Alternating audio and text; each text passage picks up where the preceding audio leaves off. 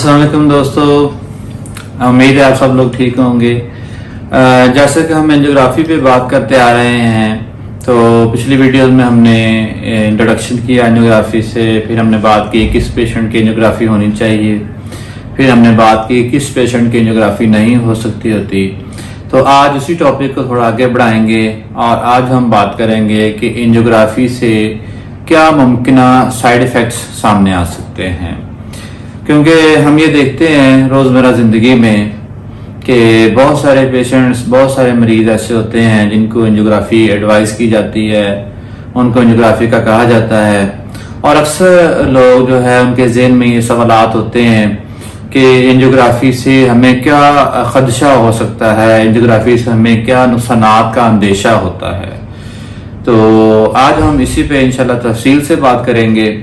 तो मैं आपके सामने आज 14 ऐसे साइड इफ़ेक्ट्स का जिक्र करूंगा जो कि एंजियोग्राफी के प्रोसीजर के दौरान हो सकते हैं या उसके बाद हो सकते हैं।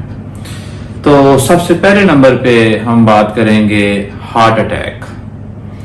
एंजियोग्राफी जब की जाती है तो जब दिल की शरेयानों के अंदर वो कैथेटर यानी वो जो नाली होती है, वो जब उसको हम आगे लेके जाते हैं दिल की शरेयानों के अंदर, तो बाज़ दफ़ा क्या होता है कि दिल की शरेयान जहाँ से तंग होती है, जहाँ कोलेस्ट्रॉल वगैरह जमा होता है, तो वहाँ ये नाली जब वहाँ पहुँचती है तो उसके वहाँ पहुँचने से, टच करने से बाज़ दफ़ा वो जो कोलेस्ट्रॉल वाली जगह है वहाँ फौरी तौर पर क्लॉट बन जाता है।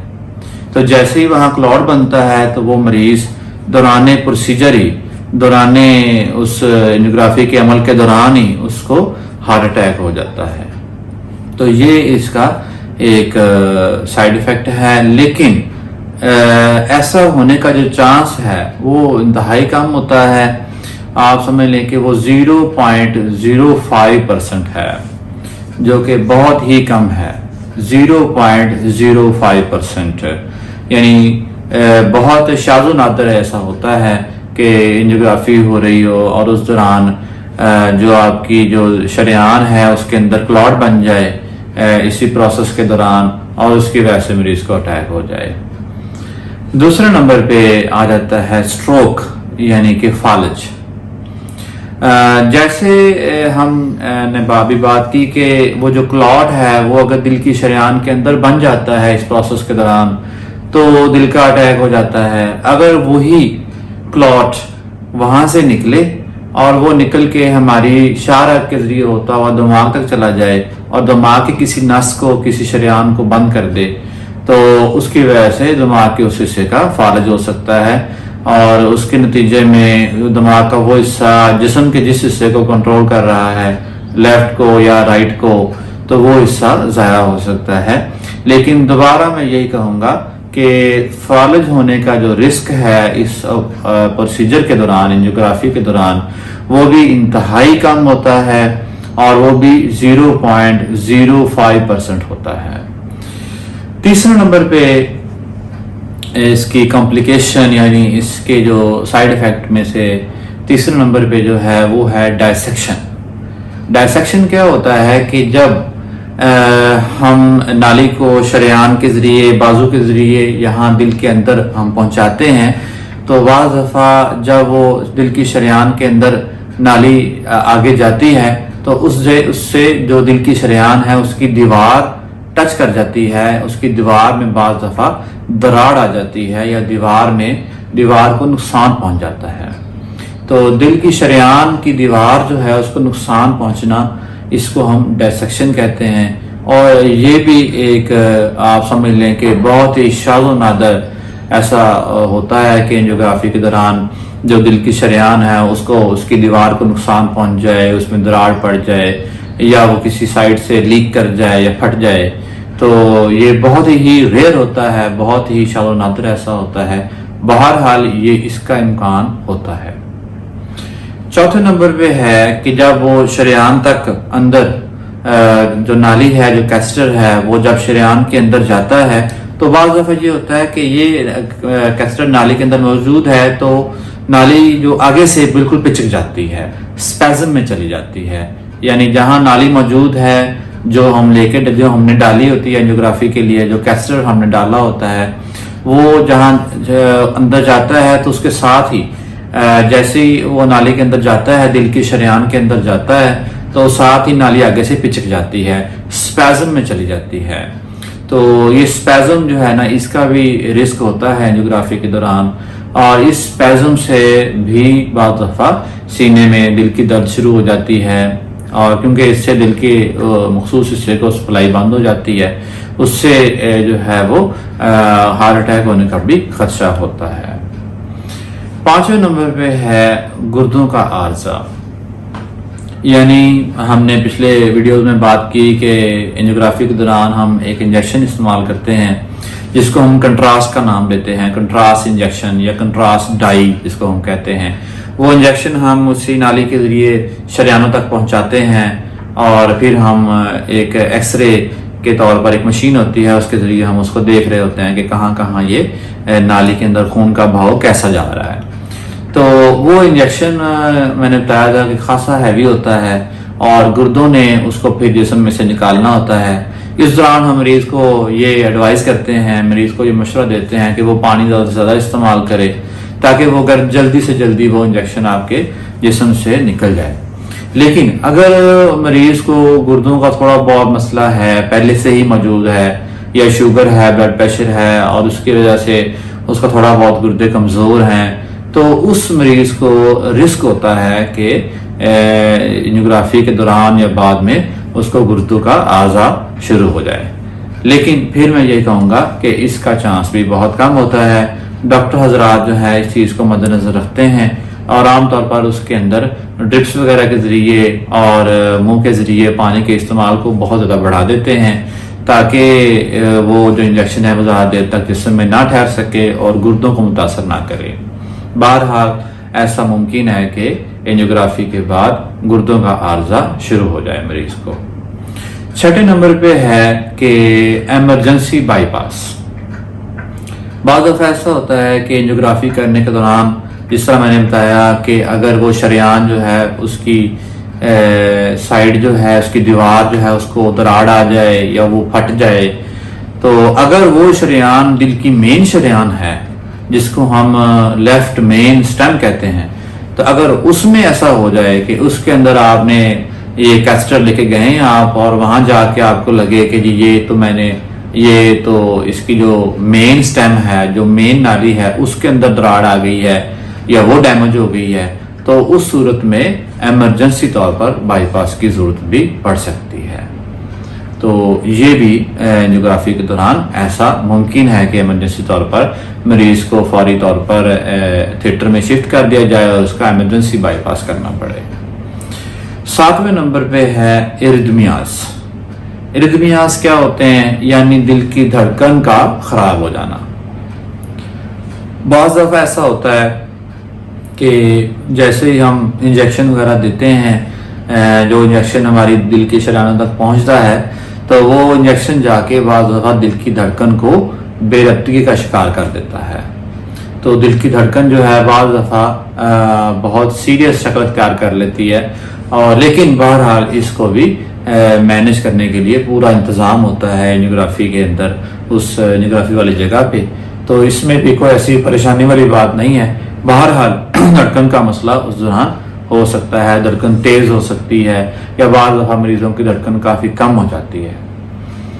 8ویں نمبر پہ ہے پھیپھڑوں کے اندر پانی کا چلا جانا، جس کو ہم اپنی زبان میں پلمونری ایڈیما کہتے ہیں۔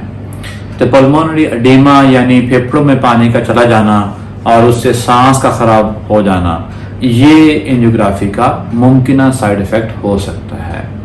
اور یہ کن لوگوں میں ہوتا ہے؟ یہ ان لوگوں میں ہوتا ہے کہ جن کا دل پہلے سے موجود اٹیک کی وجہ سے تھوڑا کمزور ہوتا ہے، یعنی دل کمزور تھا جب وہ انجیکشن دیا گیا اینجیوگرافی کے دوران، تو وہ ابھی جسم کے اندر تھا، اس نے خون کا جو والیوم ہے وہ بڑھا دیا اور اس سے پھیپھڑوں میں پانی چلا گیا۔ یا وہ لوگ جن کو گردوں کا عارضہ پہلے سے موجود ہوتا ہے، تو وہ گردے جلدی سے اس انجیکشن کو جسم سے باہر نہیں نکال پاتے، تو اس کی وجہ سے بھی جسم میں پانی زیادہ اکٹھا ہو جاتا ہے اور وہ پھیپھڑوں میں چلا جاتا ہے۔ تو اس طرح پھیپھڑوں میں پانی چلا جا سکتا ہے ایسے مریضوں میں جن کو گردوں کا مسئلہ پہلے سے موجود ہے یا جن کو دل کمزور ہے. تو ایسے مریضوں کو ہم پلمونری ایڈیما کے پیشنٹ کہتے ہیں، اور یہ ایک ممکنہ سائیڈ ایفیکٹ ہے اینجیوگرافی کے دوران. 9ویں نمبر پہ ہم بات کریں گے کہ جس جگہ پہ اینجیوگرافی کی جاتی ہے، جس شریان کو چھیڑا جاتا ہے، یعنی بازو سے اگر ہم کر رہے ہیں اس جگہ، تو نبض جو ہے ریڈیل آرٹری اس کو ہم کہتے ہیں.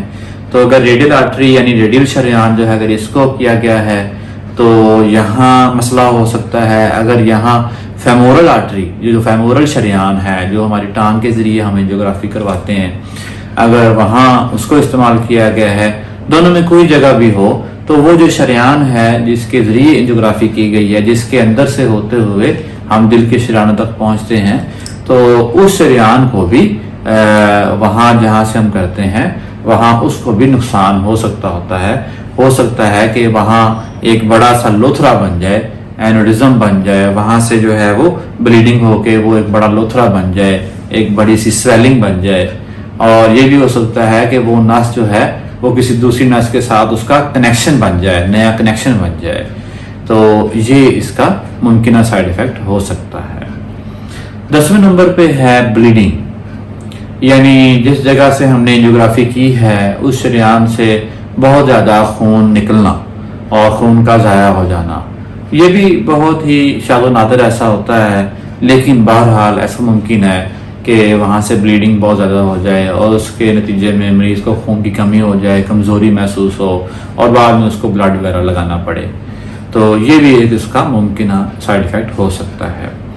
11ویں نمبر پہ ہے انفیکشن، یعنی جس جگہ سے ہم نے آپریشن کیا ہے اور جس جگہ سے ہم اینجیوگرافی کر رہے ہیں اس جگہ پہ انفیکشن ہو سکتا ہے، وہاں زخم بن سکتا ہے.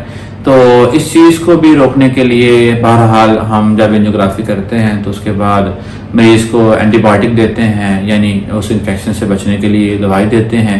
تو انفیکشن ہونے کا جو رسک ہے، جو چانس ہے، وہ بھی انتہائی کم ہوتا ہے. 12ویں نمبر پہ ہے نیوروپیتھی. نیوروپیتھی کیا ہوتی ہے؟ یعنی اعصابی کمزوری. اگر مثال کے طور پر ٹانگ کے ذریعے ٹانگ کے اوپر والے حصے سے ہم نے اینجیوگرافی کروائی ہے اور وہاں کوئی بڑا لوتھرا بن گیا ہے خون کا، تو وہ لوتھرا آس پاس سے گزرنے والی نسوں کو دباتا ہے، جو ہماری ٹانگ کو سپلائی دے رہے ہوتے ہیں، جو ہماری ٹانگ کو کنٹرول کر رہے ہوتے ہیں. ان پٹھوں کو، ان نسوں کو جب وہ دباتا ہے تو اس سے ہماری ٹانگ کے اندر مختلف قسم کی علامات آ سکتی ہیں، جیسے کہ ٹانگ کے اندر کمزوری ہو جانا، یا ٹانگ جو ہے وہ سونا شروع کر دینا، یا ٹانگ کے اندر جلن کا احساس ہونا. تو یہ ممکن ہے کہ ان میں سے کوئی مسئلہ مریض کو شروع ہو جائے، لیکن یہ انہی مریضوں میں ہوگا کہ جن کے اندر جہاں سے ہم اینجیوگرافی کرتے ہیں وہاں کوئی سویلنگ ہو جائے، خون کا کوئی بڑا لوتھرا بن جائے اور وہ آس پاس سے گزرنے والی جو نسوں کو دبانا شروع کرتے. 13ویں نمبر پہ ہے الرجی. الرجی جیسے میں نے پچھلی ویڈیو میں بھی بات کی تھی کہ جو انجیکشن ہم دیتے ہیں بعض دفعہ وہ انجیکشن مریض کو سوٹ نہیں کرتا، اس سے مریض کو الرجی ہوتی ہے. تو اس الرجی کی صورت میں مریض کو خارش ہونا شروع ہو سکتی ہے، جسم سرخ ہو سکتا ہے، اور شاذ و نادر ایسا بھی ہو سکتا ہے کہ اس سے مریض کا سانس خراب ہو جائے. بہرحال اس چیز کو بھی دیکھا جاتا ہے اور چیز کو بڑا ذہن میں رکھا جاتا ہے اور اس کا بھی پورا علاج اندر موجود ہوتا ہے، لیکن اینجیوگرافی کے دوران اس انجیکشن سے الرجی کا امکان ہمیشہ موجود ہوتا ہے. 14واں اور آخری سائیڈ ایفیکٹ جو اینجیوگرافی کا ہے وہ ہے ڈیتھ.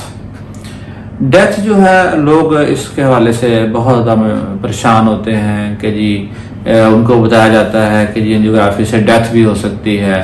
تو میں آپ کو بتاتا ہوں کہ اینجیوگرافی کے ساتھ ڈیتھ ہونے کا جو رسک ہے وہ انتہائی کم ہے، وہ 0.1% ہے. تو 0.1% جو ہے وہ انتہائی کم ہے. اور اگر میں بات کروں اپنے تجربے کی، اپنے ایکسپیرینس کی، تو مجھے تقریباً 8 سال ہو گئے ہیں کارڈیالوجی میں کام کرتے ہوئے.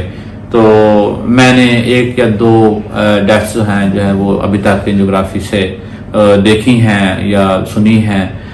یہ کوئی میجر سائیڈ ایفیکٹ نہیں ہے، اور وہ وہی لوگ ہوتے ہیں کہ جن لوگوں کو اور مسئلے بھی ساتھ چل رہے ہوتے ہیں یا جو ہائی رسک پیشنٹ ہوتے ہیں جن کو ملٹیپل مسئلے چل رہے ہوتے ہیں اور وہ جب ایمرجنسی طور پر اینجیوگرافی کے لیے آتے ہیں اور اسٹینٹ وغیرہ ڈلوانے کے لیے، تو اس صورت میں ان لوگوں کے میں سے رسک ہوتا ہے کہ ان کی ڈیتھ ہو جائے، لیکن اس کا چانس بھی انتہائی کم ہے، 0.1% ہے، یعنی 0.1%۔ تو اس لیے یہ 14 سائیڈ افیکٹس سے جن پہ ہم نے آج بات کی کہ اینجیوگرافی سے اس پروسیس کے دوران یا بعد میں یہ 14 سائیڈ افیکٹس جو ہیں وہ ان میں سے کوئی بھی سائیڈ افیکٹ ہو سکتا ہے۔ بہرحال ان تمام سائیڈ افیکٹس کو ہمیشہ کنٹرول کرنے کی کوشش کی جاتی ہے۔ ڈاکٹر حضرات جو کر رہے ہوتے ہیں وہ ان سب چیزوں کے ساتھ نبرد زماں ہونے کے لیے تیار ہوتے ہیں، ان کے ادویات، ان کی ایمرجنسی ٹرالی، یہ سب چیزیں ان کے پاس موجود ہوتی ہیں جب وہ اس پروسیس کو کرتے ہیں۔ تو میں آپ سے یہی کہوں گا کہ ان سب چیزوں کو مد نظر رکھتے ہوئے پھر بھی اگر آپ کا ڈاکٹر جو ہے آپ کو ایڈوائز کرتا ہے اینجیوگرافی، تو آپ اینجیوگرافی کی طرف ضرور جائیں اور اپنے ایکسپرٹ ڈاکٹر کے پاس جائیں، اپنی اینجیوگرافی کرائیں تاکہ آپ کا علاج ممکن ہو سکے۔ انشاءاللہ اگلی ویڈیو پہ ہم مزید اس پہ بات کرتے رہیں گے، تب تک کے لیے اللہ حافظ۔